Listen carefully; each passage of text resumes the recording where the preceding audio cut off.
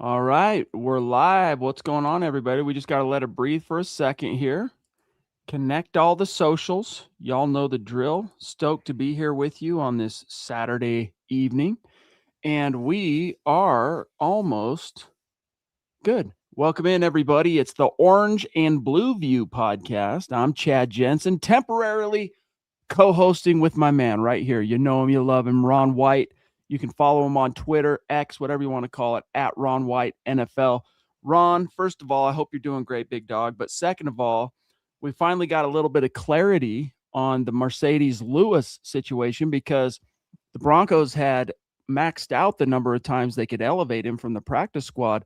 I'm a little kind of confused why they didn't have to. Maybe they did waive him and we missed it on the wire, but long story short, either way, the Broncos promoted him, not elevated, promoted's the right word, to the 53. So he's on the 53. They waived to make room. Linebacker Garrett Wallow. How important is Lewis to what the plan is here down the stretch?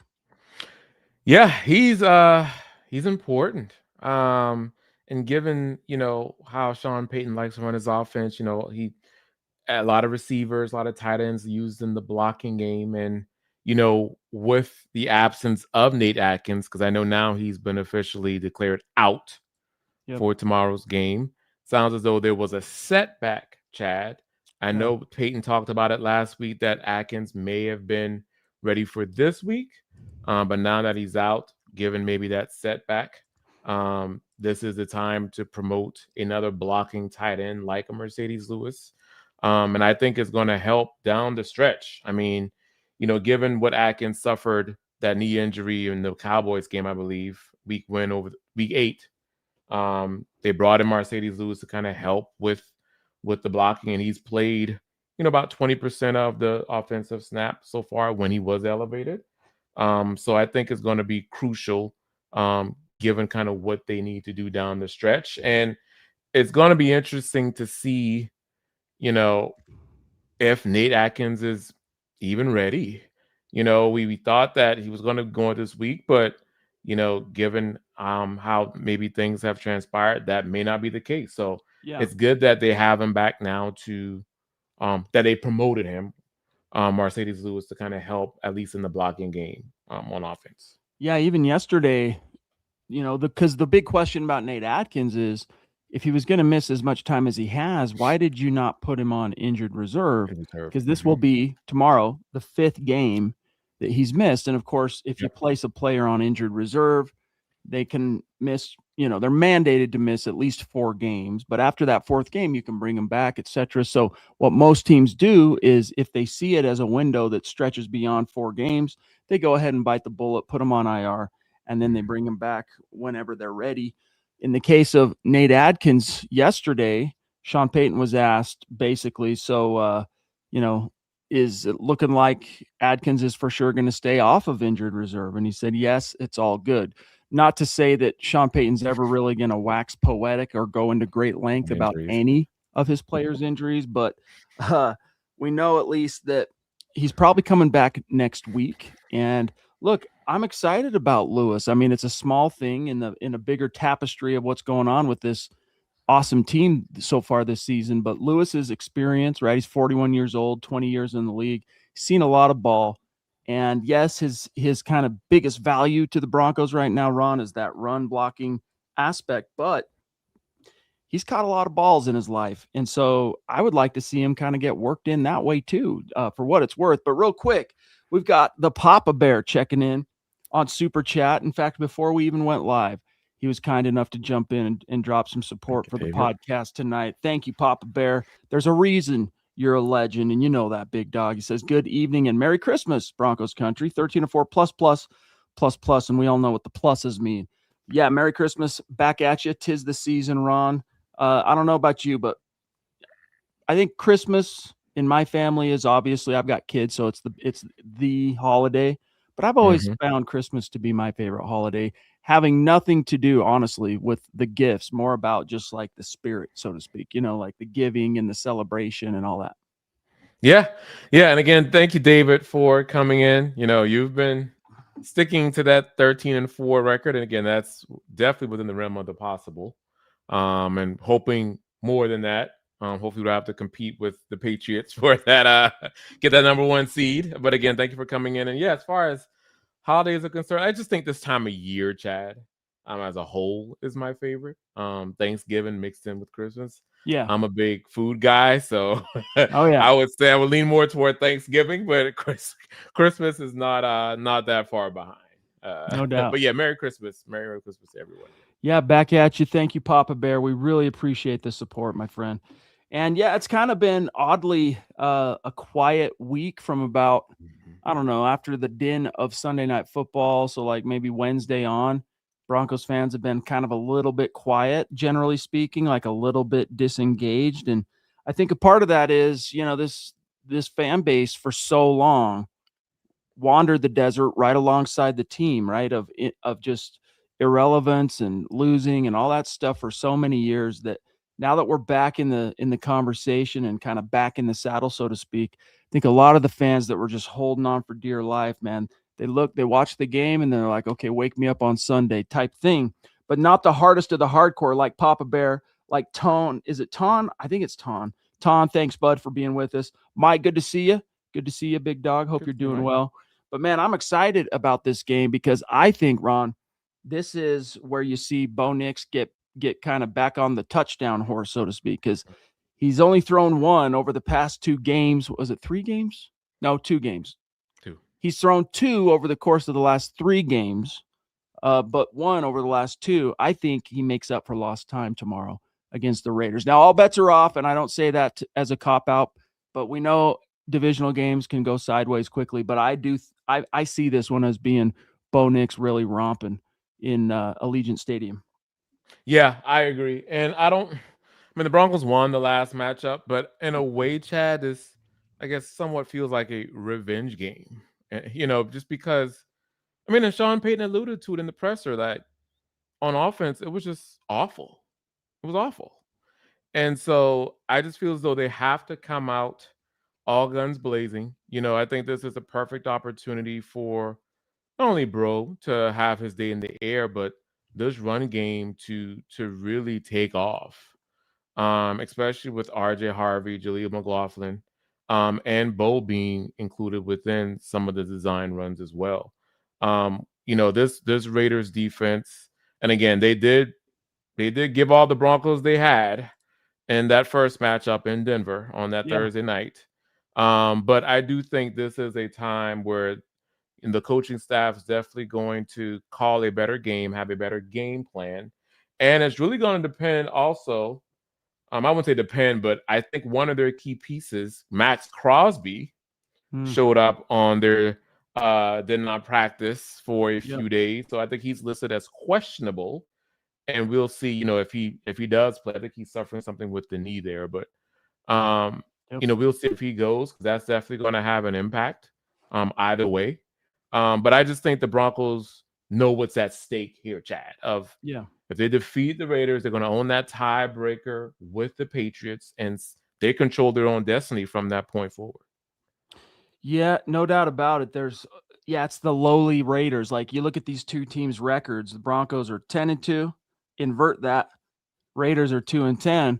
So some people are kind of like, oh, this game, but no, there's a lot on the table here. The Broncos got to take care of business because the Patriots, they have kind of 2 slightly questionable games coming out of the bye. I mean, in the NFL, anything can happen. You don't want to take any opponent too lightly, but really it's their build. I'm talking about the Patriots. Their Bills matchup and their Ravens matchup are the 2 I could see most likely being a loss for them.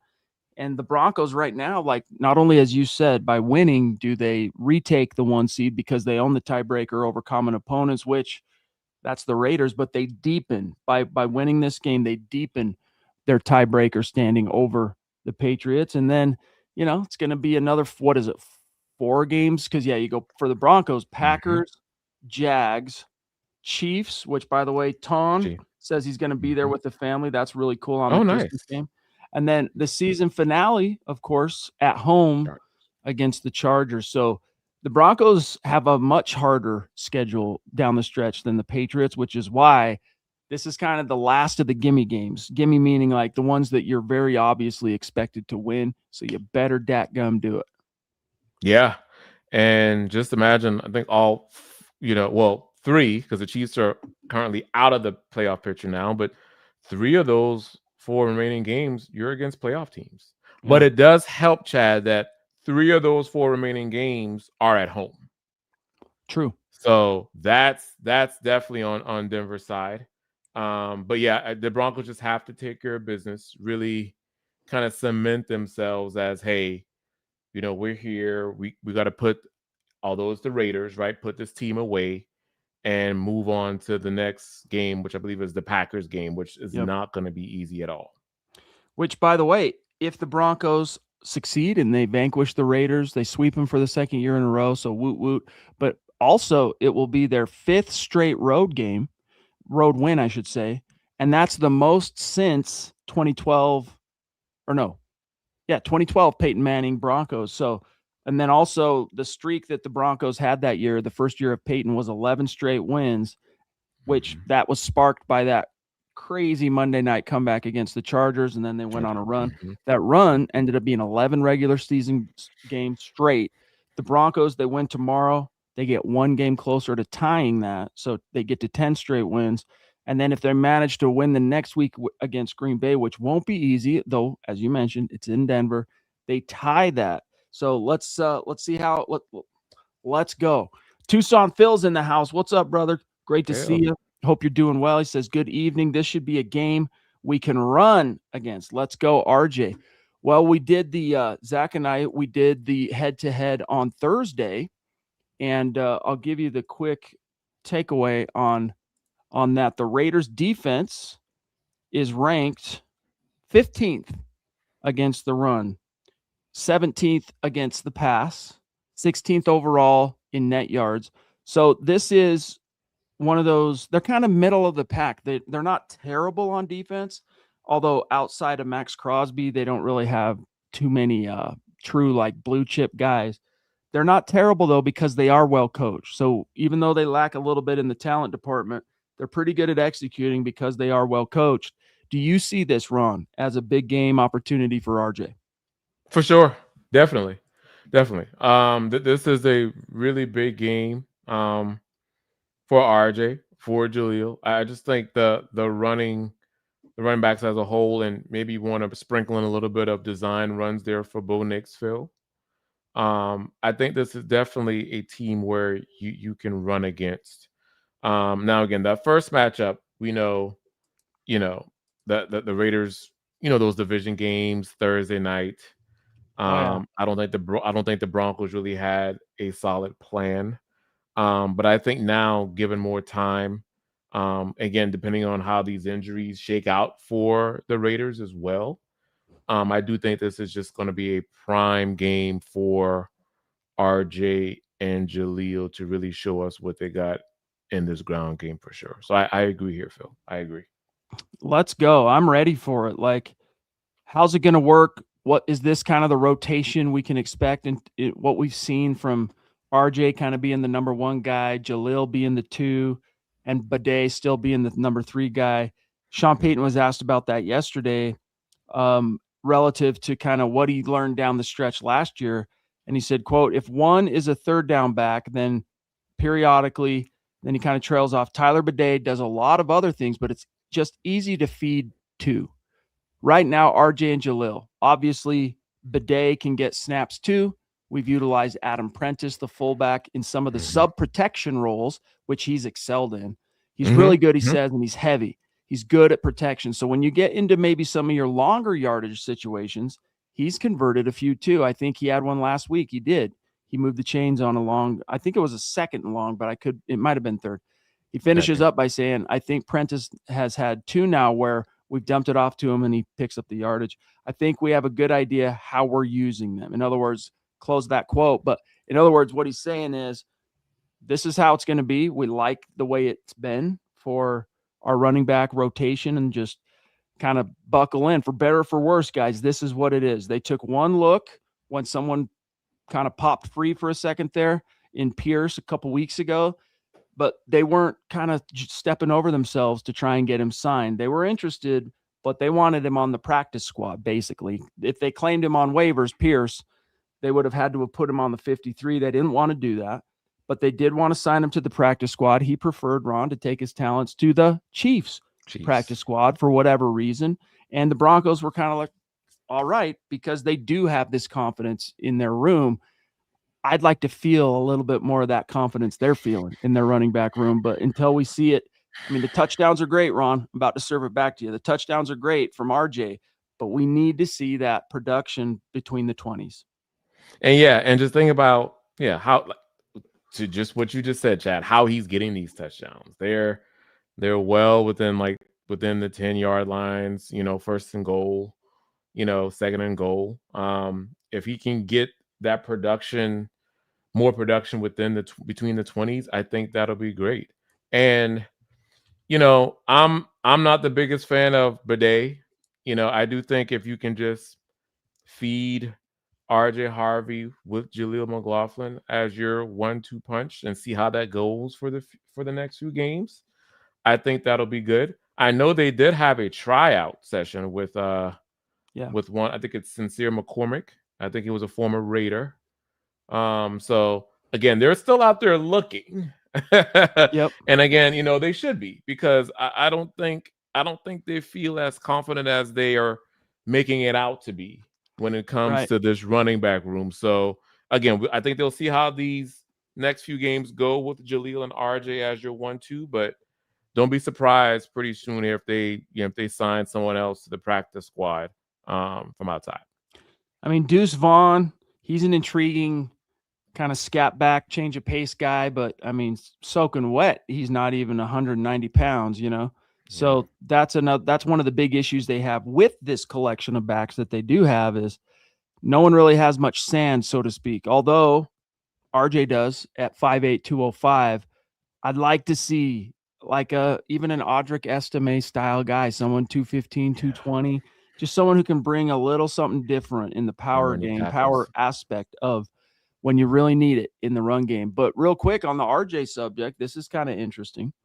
Harvey needs only one touchdown to tie, of course, former first-round pick Noshawn Moreno for the fourth most touchdowns by a rookie running back in team history. So right now, Harvey has 8, and it's split right down the middle. 4 rushing, 4 receiving.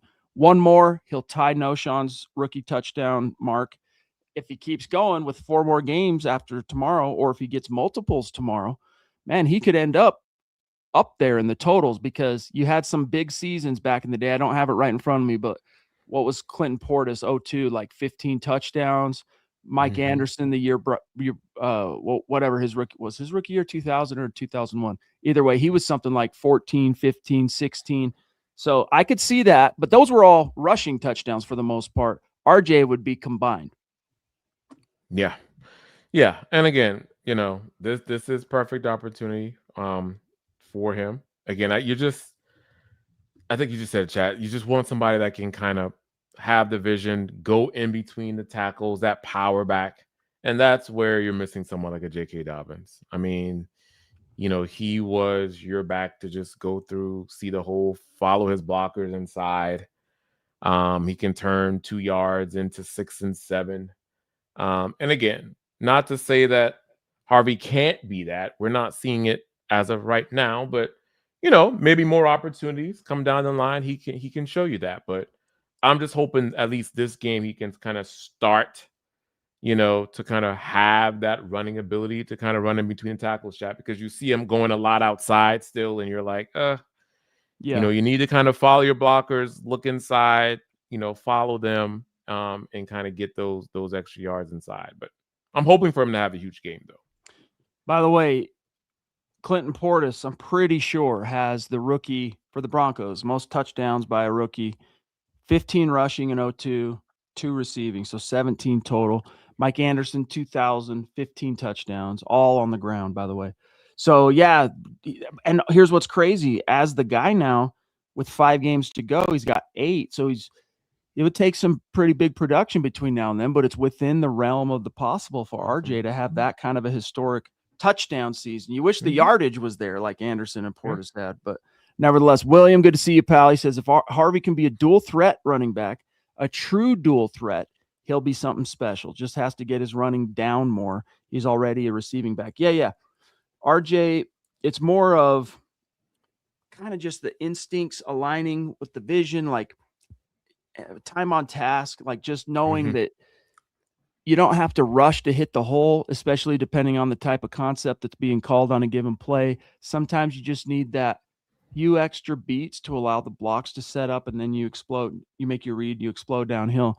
And some of that you can only really hone, Ron, through experience. Like no amount of film study, no amount of watching someone else do it is going to get you there. You have to be the guy that goes, oh, on the last play, I was a beat or two late and I ended up running into a wall. Or, 2 plays before that, though, I felt good about how my timing on that, and I turned the corner, I picked the right hole and I blasted through to the second level. But that only comes through the experience aspect, which is a big part of why I think, Ron, you are not hearing Sean Payton in any way, shape, or form criticize RJ Harvey's lack of production on a yards per carry basis, because what good would it do him? He knows that he's got to kind of feed his rookie to the lions, so to speak. Maybe a better way to put it is throw him into the deep end and let him swim. And how much would it serve him right now if, as the dude's trying to swim, and you throw your kid and you're like, come on, you can do it. How much would it serve the kid if you're like, you piece of crap, I knew you couldn't do it, you got to do better. No, you got to root him on, you know what I mean? You got to give him that boost and that support. And I think that's kind of where Sean is at right now relative to RJ. Mark Kennedy, good to see you, pal, on Facebook. Appreciate you being with us. But yeah, interesting, Ron, another aspect of what to watch for on Sunday. Bo Nix, he's had this on the table since the Chiefs game. He went into the Chiefs game with 18 passing touchdowns, and he needed 2 to join a rare group of 5 quarterbacks in Broncos history to pass back-to-back seasons of 20 touchdowns or more. And then he didn't throw a touchdown in that Chiefs game, which was the first time in 17 games. He had a 17-game streak. So really the first time in 18 games. Then he passed for one last week against the Commanders, getting him to 19. So this week, tomorrow against the Raiders, 1 touchdown pass puts him on puts him on a level with the only quarterbacks I've been able to find in this research that have done it in Broncos history, or John Elway and Peyton Manning. That's some pretty comforting company to be amongst as a second-year quarterback. Yeah, rare air. And I do think tomorrow he's going to eclipse that, Chad. I mean, again, this matchup is the perfect opportunity. So yeah, I'm hoping that he can do well again. He's going to have his time through the air.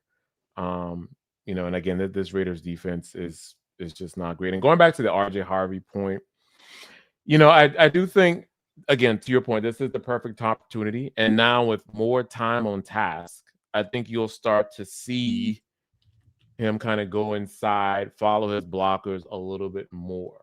I think what Peyton was trying to do early on, given, they were always going to err on the side of experience, and that's where Dobbins comes into play. Also with that, a lot of those teams in the beginning had probably bigger fronts, and, J.K. Dobbins was kind of able to handle that with the offensive line. But now that he kind of is the guy with Jaleel being 2, again, this is just going to be a great opportunity for him to, kind of lean in. And I know he's getting, word from an offensive lineman to say, hey, follow me, follow your blocks. Let's pick up these extra yards and go from there. But I am expecting a little pop off, to end this season on a good note from Harvey for sure. Same here, man. I'm hopeful. And I mean, we've got a lot more to cover tonight, but including some more of your comments. But first, real quick, guys, listen up. We're in the holidays, and it's all about the holidays, finding that perfect gift. Yes. But this time of year, not every deal is actually what it seems. Scammers, they're out there getting more creative, tricking people into sharing their payment info through methods, you got to watch for this, like fake shopping sites and giveaways that are too good to be true. But luckily, Cash App's 24/7 fraud monitoring helps detect and alert you for unusual card activity, should someone gain access to your card so you can act fast if something seems off. You can also, this is a great benefit, lock or unlock your Cash App card instantly in the app for extra control and peace of mind. So stay one step ahead of the scams this season and keep your money secure with Cash App. For a limited time only, new Cash App customers can use our exclusive code to earn some additional money. For real, guys, just download that Cash app, use your exclusive referral code, Secure10 in your profile, send $5 to that friend of yours within 14 days, and you'll get an extra $10 dropped right into your account. Terms apply. That's money. That's Cash App. Cash App is a financial services platform, not a bank.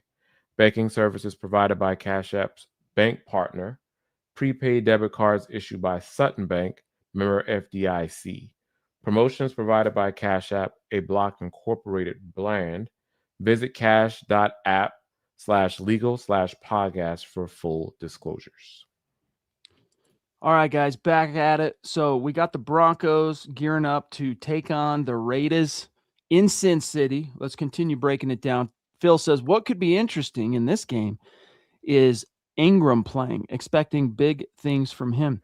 Well, yeah, I mean, I don't know if you guys caught this. It's only about an hour old, but Eric Trickle's bold predictions came out for week 14, and one of them, he's predicting in a bold, this is a bold prediction, that Ingram eclipses 100 yards. And that is bold because he's only been over 50 yards receiving once this season, and that was last week, Ron, against the Commanders, where he finished with 79 yards and was a huge reason why they were able to storm back in that overtime, get that touchdown, and allowing the defense to kind of do its thing and make one last play. So Ingram, I'm hoping last week's kind of emergence, Ron, was just the tip of the iceberg of what's to come, that he's starting to kind of unlock something, that Bo's starting to look his way more often, that they're on the same page, because you saw it in that big 41-yard catch and run against the Commanders. He is a very special athlete at the position. It's just you got to get the ball in his hands. Yeah, that jerk route was nice in overtime.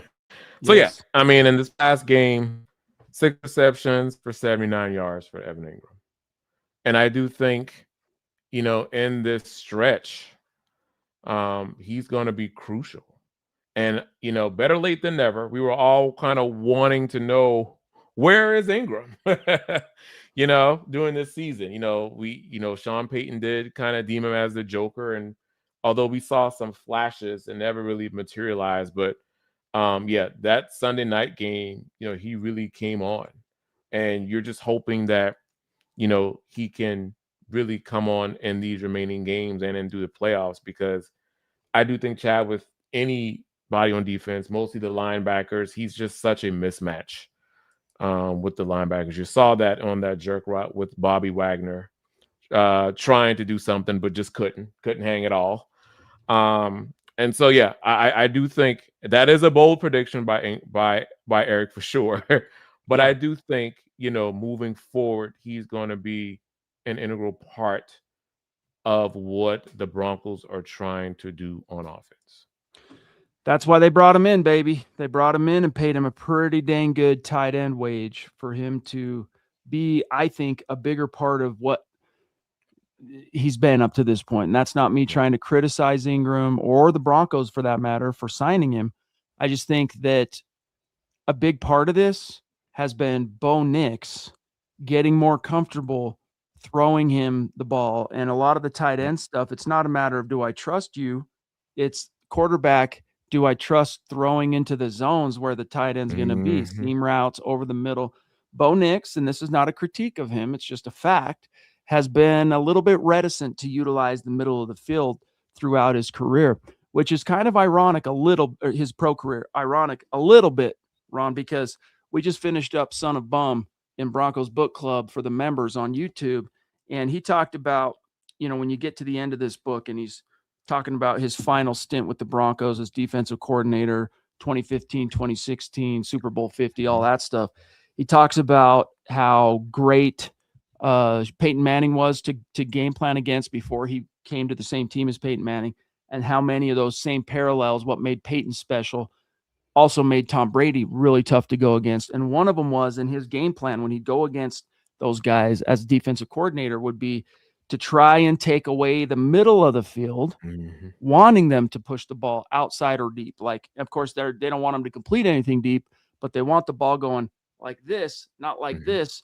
And yet Bo Nix, he's going, okay, I'm going to kind of cater to what defensive coordinators want. And I'm going to throw outside the sticks and deep and not really utilize the middle of the field that much. But when he's had a lot of success, including last week. Yeah, one of them was a pick, a really obvious bad pick to Bobby Wagner that was really a head scratcher. But Bo Nix, to fully unlock the potential that he has within him, and I know he's going to get there, it's just a matter of when, he can't have any reticence whatsoever to target the middle of the field. He's got to go where the matchups dictate. And last week proved to us, Ron, Evan Ingram, he does have that Joker mismatch propensity, so get him the dadgum ball. Agreed.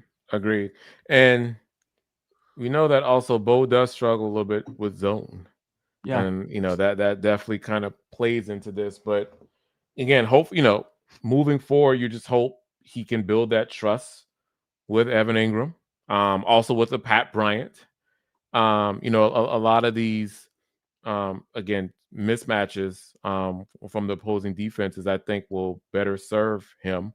And you just hope that, moving forward, he can kind of recognize some of the soft zones, see that Ingram, Bryant are open, and just deliver the ball on the money. Because again, when Evan Ingram is there, he, if he can catch the ball, and I know every receiver's kind of had their issues with drops this year.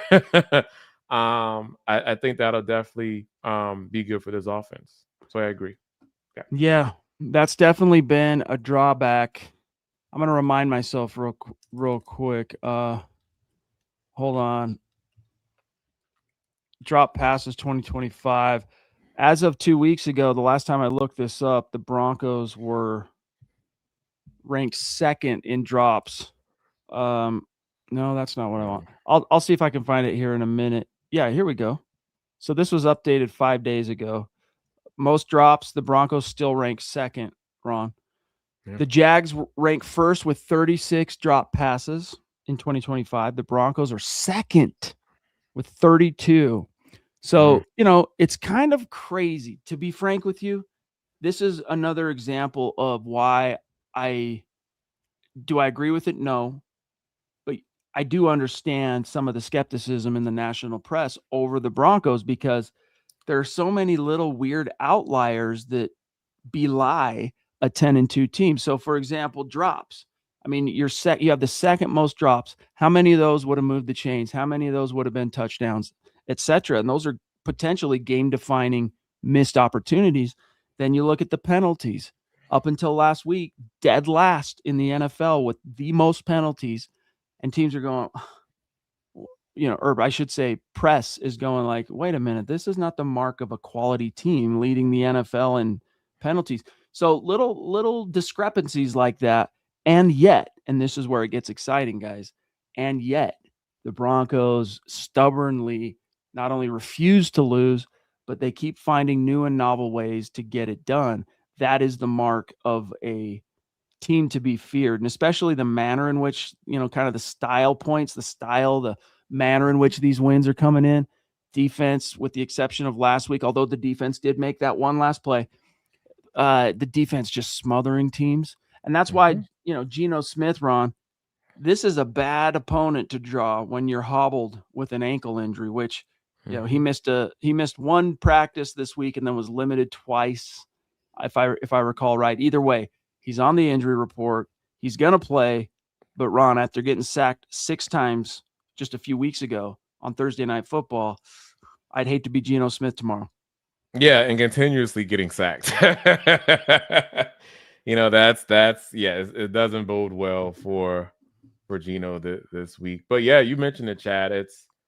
It's remarkable how the Broncos are able to overcome the drops, yeah, and the penalties, and they're 10-2. Again, I don't even think we've seen the best of this team yet. No, that's exactly. So you would hope, moving forward that we can at least get a complete game, both from the defense and the offense. Now, it was good to see on Sunday night the offense stepped up because the defense was struggling. And, Cliff King, the history between Cliff Kingsbury and Vance Joseph has a lot to do with that. Yeah. Obviously, we know getting the ball out quick, Mariota Yeah. Yeah. is a mobile quarterback. So I'm pretty sure Cliff has coached that into him as well. So the defense did struggle because they ran the ball. The Washington Commanders ran the ball very well. But hopefully they can tighten a lot of those things up. And I know Vance Joseph did allude to that in his pressure. But it was just good that it kind of felt a little bit nerve-wracking at first shot because you're like, okay, we're in the red zone, field goal.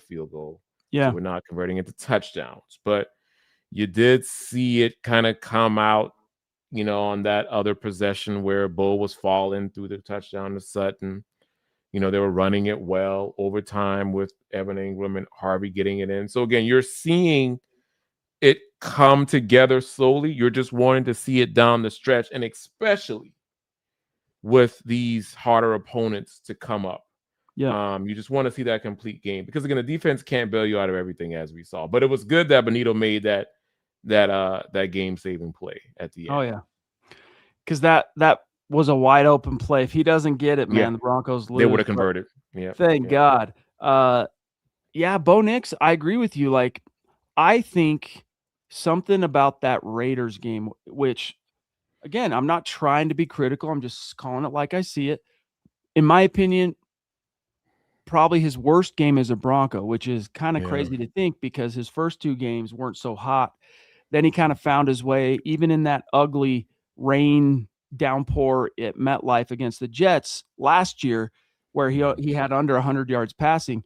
I still think that Raiders game, he just looked out of it. He just looked pressing, nervous, scared, something eating at him. Like someone told him that right before he stepped on the field, grandma ain't going to make it. You better get there tonight. Or, I'm not trying to make light of stuff like that, but like weird energy with Bo. And yet he bounces back, throws for just shy of 300 in a very good performance, badly needed against the Chiefs. You get that win. Then you hit the bye. He comes out of it. Defense is struggling. Thank God Bo Nix goes, gotcha. They complement each other. When one's not doing so well, the other one pops up one side of the ball. The takeaway here is he seems to be finding his footing, and this is why I have that feeling tomorrow's going to be a big stat day for fantasy owners of Bo Nix out there, because over the last two games going against significantly, in my opinion, tougher defenses, although I don't want to make too much out of the Commanders, he's averaged over 300 yards passing, and he only has, 4 300-yard passing games of his career. So I'm feeling good about it. Let's see what Glenn says from Oz checking in down under, saying, good morning, Chad and Ron. Broncos country, I think we are really finding a broad depth of ways of beating the opposition. Ingram last week, Bryant added into the mix. Two pieces Bo has had to adapt to. We know he hooks up with Sutton, Mims, and Franklin well. Harvey, he's been well connected with since early. 10-2, building nicely. We just have to clean up the drops. Hashtag state of being MHH for life. I would say offensively, the points of emphasis for me are running the ball, period, end of story. And then, just really trying to continue to minimize, Ron, the drop passes. But real quick, before I serve this over to you, for what it's worth, the rookie, Pat Bryant, in his last 3 games against the Raiders, he caught 1 for 43 yards.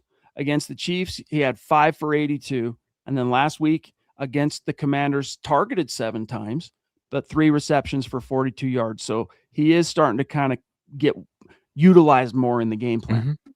Yeah. And again, Glenn, thank you for coming in. And I agree with everything that you said. I want to add in, Glenn, not only just the drops, but clean up the penalties as well. Yes. The drops and penalties for sure. But yeah, it's great to see how Pat Bryant has come on. He's getting a lot of snaps, kind of developing into that wide receiver too. A lot of wide receiver 2 snaps we saw. And you can see the trust there with Bo, with Pat Bryant. So it's good that he's coming in and catching a lot of his targets. I want to see more of the connections, hopefully with the deep ball. I want to also see more Marvin Mims into the mix here, Chad. I know we talked about that last week. Yeah. And it was good to see him kind of as a runner, which is good, because I think you're gonna have to need to use him to a degree, within this running game. But I also want to see Marvin Mims go long and go deep. Yeah. We saw a few of those last year, primarily that Cleveland Browns game and the Cincinnati Bengals game last year. So you want to see more of that too. But again, I do like how, he and Pat Bryant have developed a connection. And again, you're just wanting to see. And again, I think this is going to be the start of it. You wanted to see that Evan Ingram. And again, we saw that on Sunday night, and hopefully that'll, continue throughout the remainder of the season. Yeah, the lack of usage from Mims continues to be a head scratcher. I mean, they were starting to utilize him about week 7, 6 receptions, 85 yards in that Stormback game that we were there for, you and I, Ron, in fact, sitting right next to each other. And then the next week against the Cowboys, he doesn't really get utilized much on offense, 0 receptions, but he did have 3 carries in that game. Then he got the concussion returning a punt late in the game. That put him out of commission for 2 games. His first game back, you and I are going, we want to see some Marvin Mims. He gets 2 receptions on 2 targets and 1 carry for 9 yards. So 8 yards receiving, 9 rushing. And I just think they are missing the boat on how much he could really help this team, stretching it vertically. He might not be that go up and get it guy that perhaps Franklin is in terms of speed guys, right? Like we know Sutton's the my ball guy of that crew. It's Sutton, but in terms of the guys who can stretch the field, it's Mims and Franklin right now. And of course they're bringing in Elijah Moore. We'll see if he gets elevated. But my point here is Franklin, yeah, he's got the speed vertically. You might trust him if you're Sean Payton and Bo Nix a little bit more to go up and get the ball if you need him to. But do you have any memory whatsoever? This is year 3 now for Marvin Mims on a deep ball that's put right where it needs to be. I don't have any memories of Marvin Mims dropping a pass.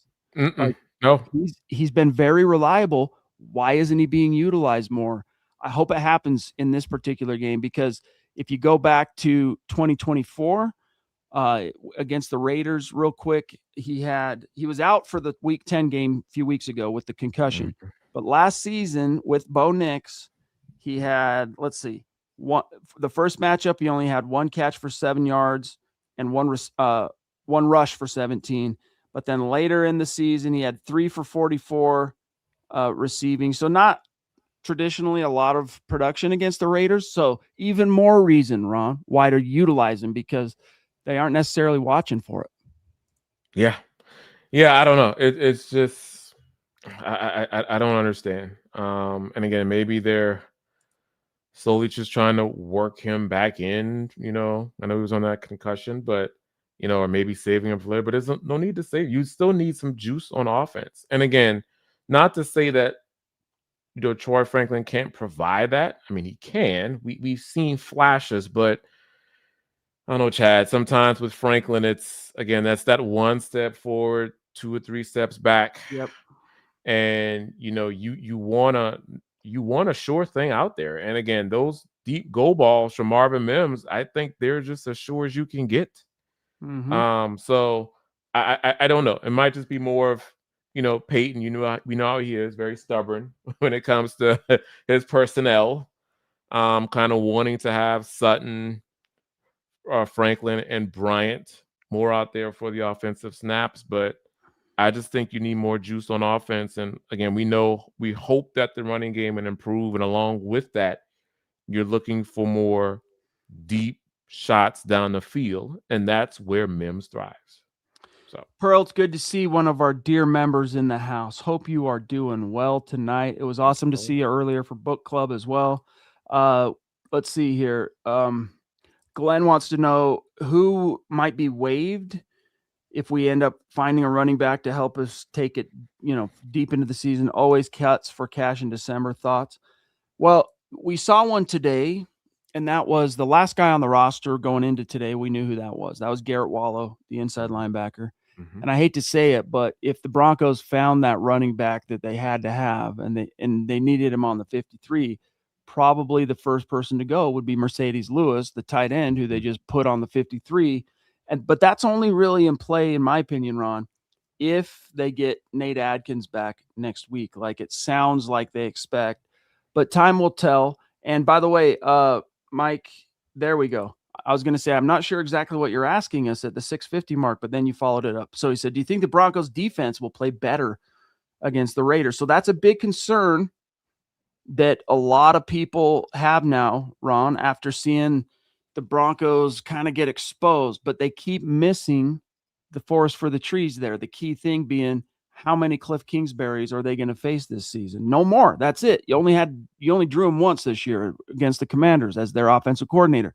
And let's not forget Kingsbury. That's who Joseph worked for 4 years as defensive coordinator of the Cardinals after the Broncos fired him. So it's not just that, Kingsbury knew the scheme.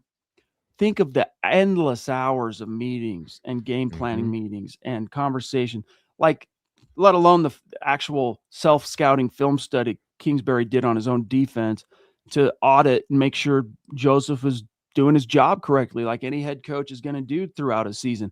In other words, there's probably no other coordinator that Joseph could go against that's currently in the league that is more experienced, knowledgeable, in tune, understanding of his scheme and play calling tendencies and all that than Cliff Kingsbury. So I do not view what happened last week as a blueprint other teams can build on, other than what the Chiefs tried to do in week 11, which was just simply trying to get the ball out quick, like really game planning and scheming in plays that allow the quarterback to get rid of it quick. But that's much easier said than done, especially when the Broncos make one slight adjustment. It's just, I don't see it as something teams can really hang their hat on, Ron. So my answer here to Mike is yes, I do expect the Broncos defense to bounce back and have a big game tomorrow. Yeah, Mike, and thank you for the question. I agree, Chad. I mean, I think you could say that about any offense going up against this defense. I mean, you mentioned the Kansas City game. We saw it week 2 against the Colts. Daniel Jones getting the ball out quick, using Jonathan Taylor in the run game. So, I mean, there's a lot of ways to scheme up on offense to attack this Broncos defense.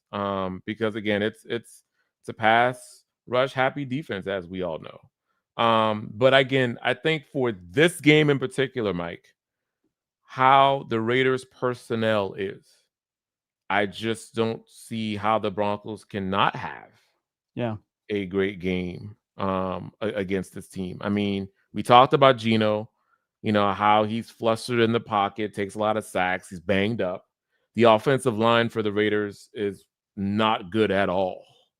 Not great at all. And you're seeing that in pass protection and also with Ashton Jeanty. He's not able to run the ball efficiently as well.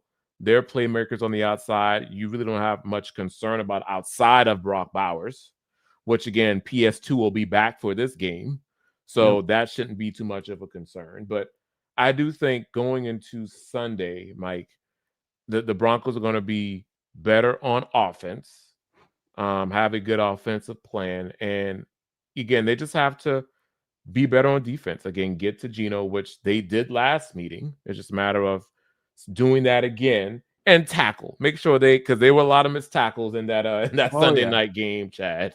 So if they can just stick with their tackles against the running backs and Jeanty and some of these receivers, I think they'll be okay.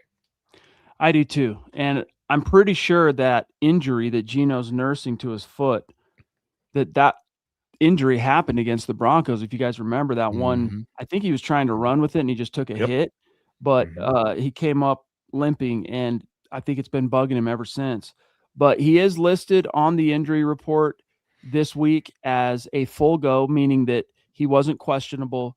although he was limited at times during practice this week. Questionable, though, for the Raiders includes 3 key defenders. I would be shocked if any of these guys don't play, but it's something to monitor. Max Crosby, as Ron mentioned at the top of the show, he's got that knee. I'd be stunned, though, if he doesn't find a way to fight through it and make sure he's there against the Broncos. He loves playing the Broncos. Jeremy Chin, their starting safety, very physical, strong safety type. He's got a back thing that he's nursing. And then Jamal Adams, their other linebacker, next to Devin White. So those 3 guys not being at 100% also gives me even more hope and confidence, I should say, more so than hope, that the Broncos offense is about to have themselves a day. So we'll see how it shakes out. But Ron, in the Mile High Roundtable, we dropped that yesterday as per tradition, and everybody last week picked a Broncos win over the Commanders. It came pretty dang close to going the other way, but no surprise, everybody picked a win in the Roundtable this week as well. You have a score of Broncos 27, Raiders 13. My score, I got to remind myself, it was 27-10. So we're kind of sharing a brain on the offensive output. It's just a matter of how many points are the Raiders going to put up. At most, I'm with you, at most 13. So let's go Broncos. Yeah, definitely. Go Broncos. And again, should be, we said that on that Thursday game, should be an easy win for the Broncos, but hopefully they can, show a little bit better showing here on tomorrow. Shannon, buddy, thank you so much for being a member, and thank you for jumping in and showing us some love on Super Chat, making you a superstar. Bonafide, my brother. And that's a rad profile pic. It looks like a shot from maybe a Super Bowl 48 party or something. I see the V and the 3 eyes for the Roman numerals. So 48, really cool, buddy. That was such a great year. So fun. Just all the offensive fireworks, the Star Wars numbers.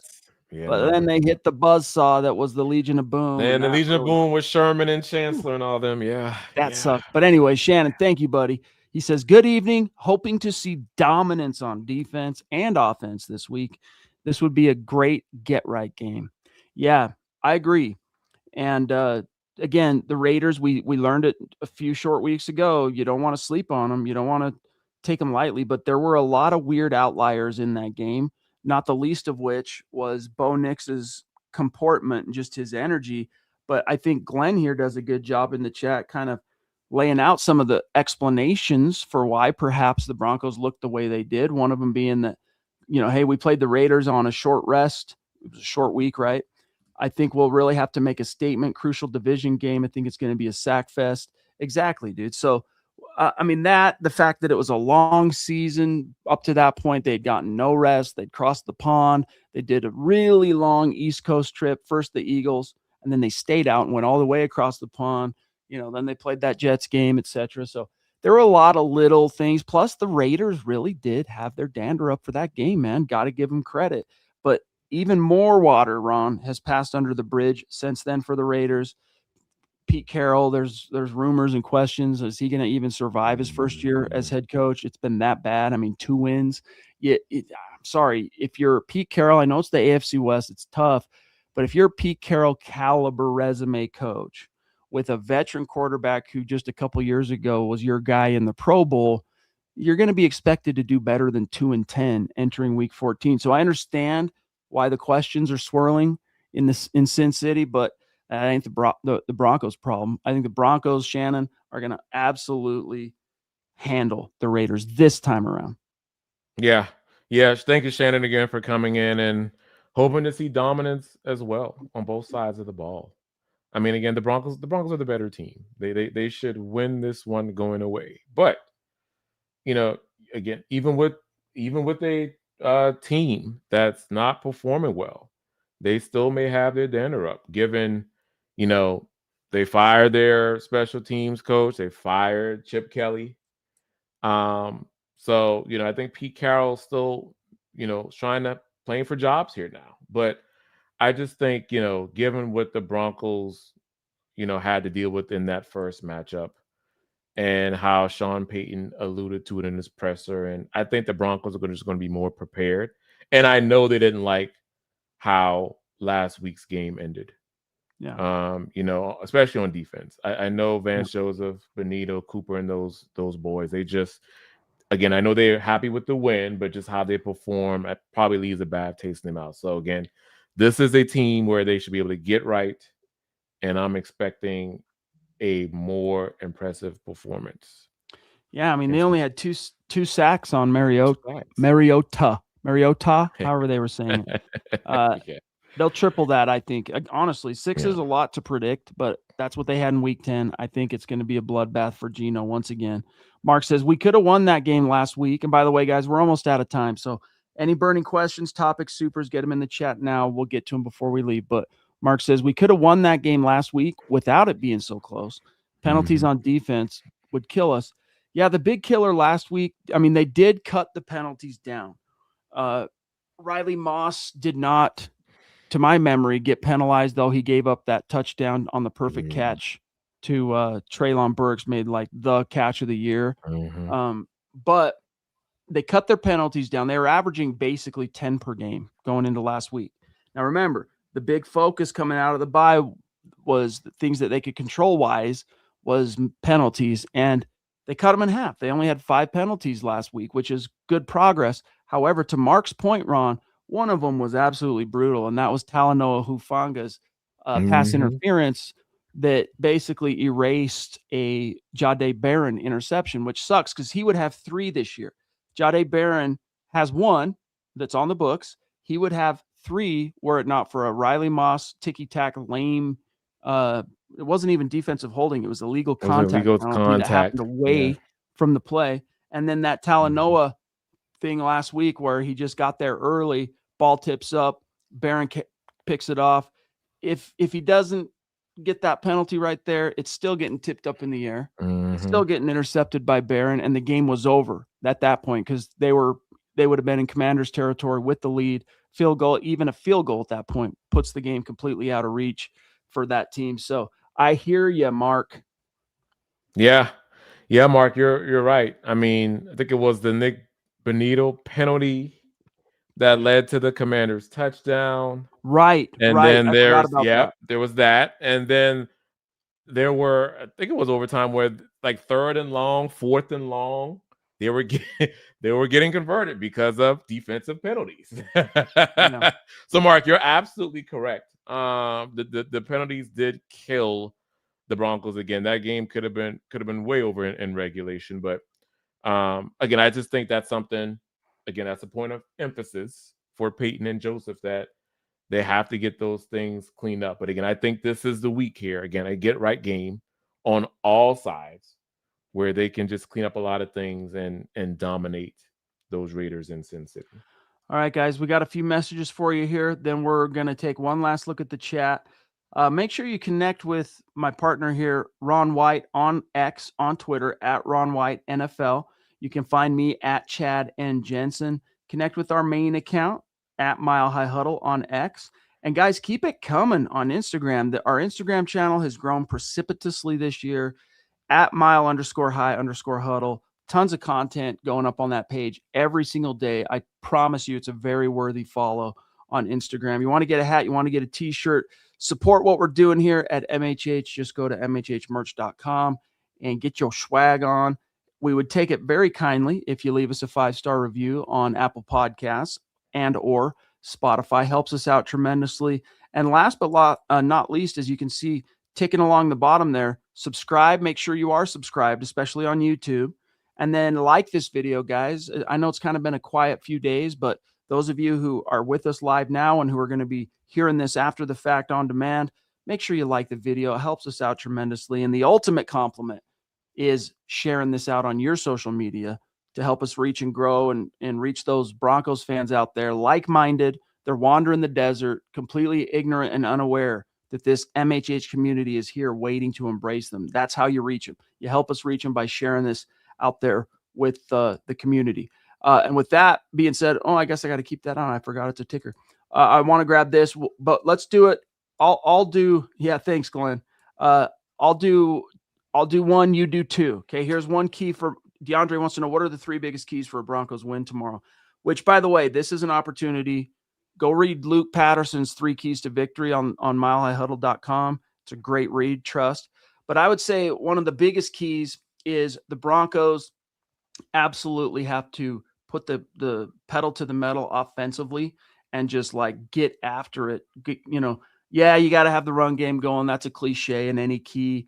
But I'm saying, like, go hard, go fast, get some serious points on the board. Like, go into this, Ron, with hey, our goal is Bo Nix is sitting on the bench in the 4th quarter because he's done his job. He's resting. Jarrett Stidham go in there and get some reps. Like, that's what I want to see from Bo Nix and the offense, just laying it to him. Defensively, I'm going to say it one more time. I want more progress as shown last week, but even better. Like, the penalties, cut them out. No more critical 3rd down penalties. No more penalties, Ron, that erase takeaways. So there's 2. What do you got for DeAndre? Yeah, you took 2. You took one of mine. So the last one I was gonna have, just defense. Pressure. It shouldn't be too much of a difference in the game plan on defense from the first matchup. Again, this Raiders offensive line is terrible. So this should be an opportunity for the Broncos pass rush, minus a DJ Jones even, to just apply pressure, get off those blocks, get to Geno Smith frequently. There you go. Shout out to all the superstars, supporters, and members helping us keep the lights on tonight. Papa Bear, Tucson Phil, Shannon Mills throwing down support tonight. And then also just a direct shout out to the members like Pearl. Pearl, let's see, where did it go? I jumped it. Oh, there we go. Dang it. Pearl, Shannon, David T jumping in at the 11th hour. Good to see you, buddy. Papa Bear, of course, is a member. So, and Shannon as well. So thank you guys. We love you. We appreciate you. And those of you who aren't members or who didn't throw down a super chat or stars, we love you too. Thank you so much for being in the room with us and supporting what we do, contributing to the conversation in the chat. We really appreciate it. So with that, guys, we're out. And Ron, we need to come up with our own sign-off ritual, the Chad and Ron version of Orange and Blue. But I'm going to let you do the sign-off, big dog. Yeah, we'll think about that while we have some time up until next week. But again, guys, thank you all for tuning in. Chad, myself, we greatly appreciate it. All your questions, your comments, and like Chad said, make sure you follow us on all the socials and like, subscribe, and share. Until next week, again, hopefully you guys enjoy the Raiders game tomorrow. But until next week, go Broncos. Go Broncos.